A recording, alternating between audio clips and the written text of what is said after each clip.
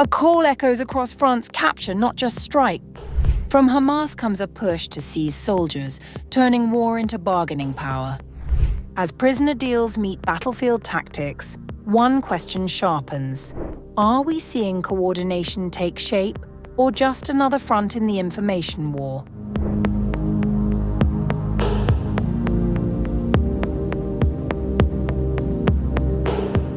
Hamas has issued a fresh call for action against Israel, citing recent legislative developments and ongoing regional hostilities. According to unverified reports, Hamas has urged Hezbollah to intensify efforts to capture Israeli soldiers, in what would mark a potential escalation in tactics across the regional conflict.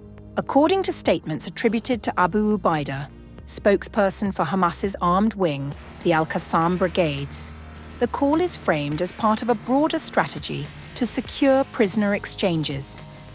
Blessed are the efforts of the heroes of the Islamic resistance in Lebanon, who are inflicting heavy losses on the Zionist enemy, the latest being during the significant operation yesterday.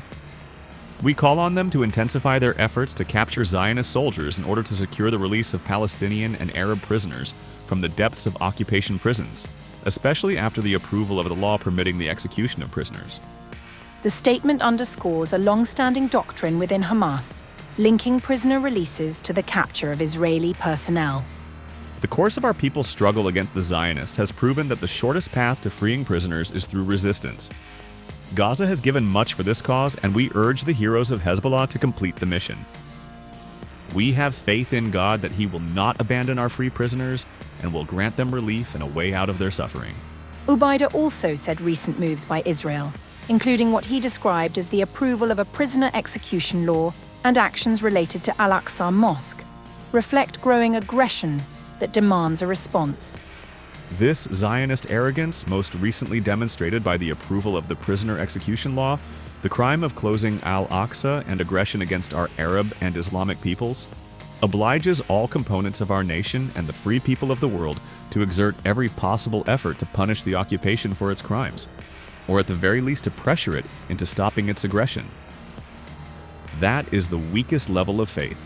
He framed the situation as part of a broader regional conflict, calling for increased pressure on Israel amid continuing hostilities.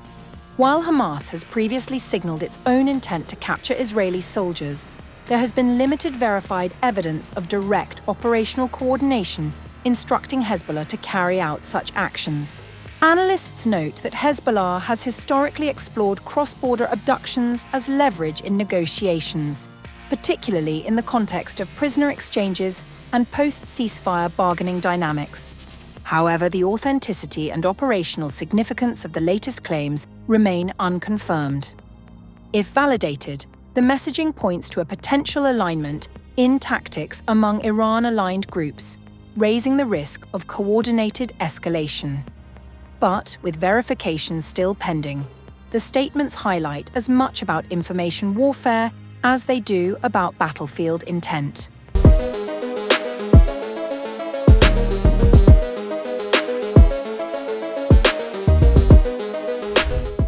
In eastern Lebanon, a rare and complex alliance is reshaping traditional fault lines.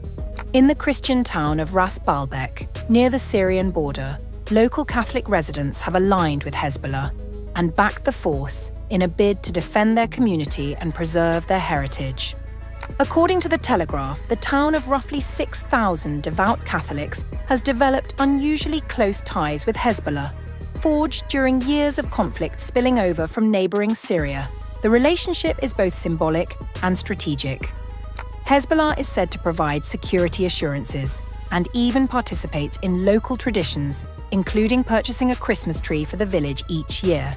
At the heart of this alignment lies a shared history of survival.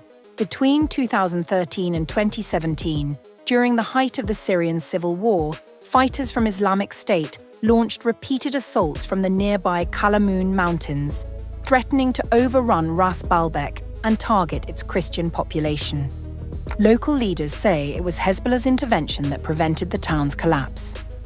The relationship between the village and Hezbollah is stronger than with the Pope. The Vatican did nothing for us, but Hezbollah spilt their blood to protect us. The Pope only has prayers.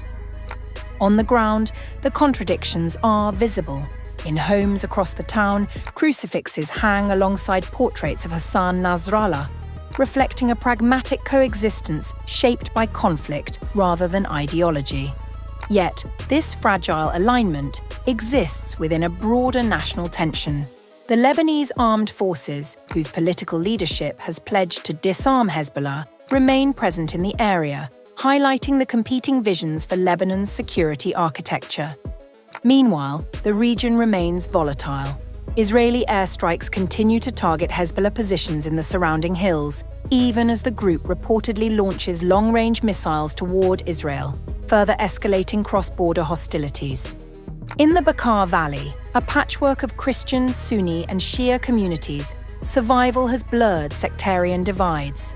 What emerges is not ideological alignment, but a battlefield compact, one forged under existential threat and sustained by the realities of war.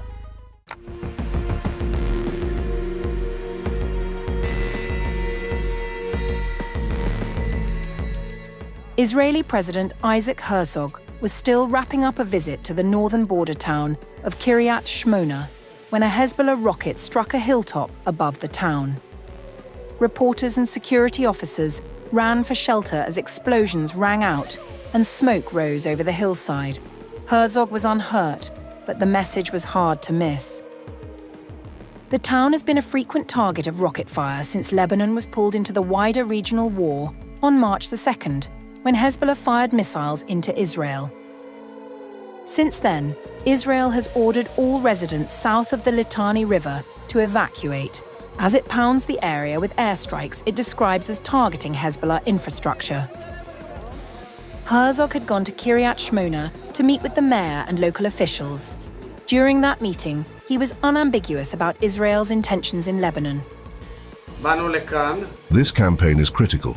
It is clear to all of us that we can't go back to the same ceasefire situation from a year ago because we must make sure that there's a strategic depth inside Lebanon, that there's what they call a buffer, a clear division, as well as to bring a geostrategic change that is part of a diplomatic negotiation in regard to Lebanon. Minutes after this statement, the skies rained fire. It was not the first time this month that Herzog has found himself at the scene of an attack. On March 22nd, he visited Dimona in southern Israel after an Iranian missile struck a hostel for people with special needs the night before, damaging the surrounding neighborhood and wounding 34 people, including a 12-year-old boy. No one was killed, which Herzog credited to residents following shelter instructions in time. Herzog has also laid out what he sees as the war's endgame, saying it would be over only when Iran can no longer pursue nuclear weapons or maintain its ballistic missile capabilities. Israel's finance minister, on the other hand, has called for extending the country's border with Lebanon all the way to the Litani River, a position that would mark a dramatic and permanent redrawing of the region's map. Meanwhile, according to Al Jazeera, an Israeli attack has hit a petrol station in southern Lebanon, near the Rashidiyeh camp for Palestinian refugees, triggering a huge explosion and fire. The Israeli army had issued forced displacement orders to residents,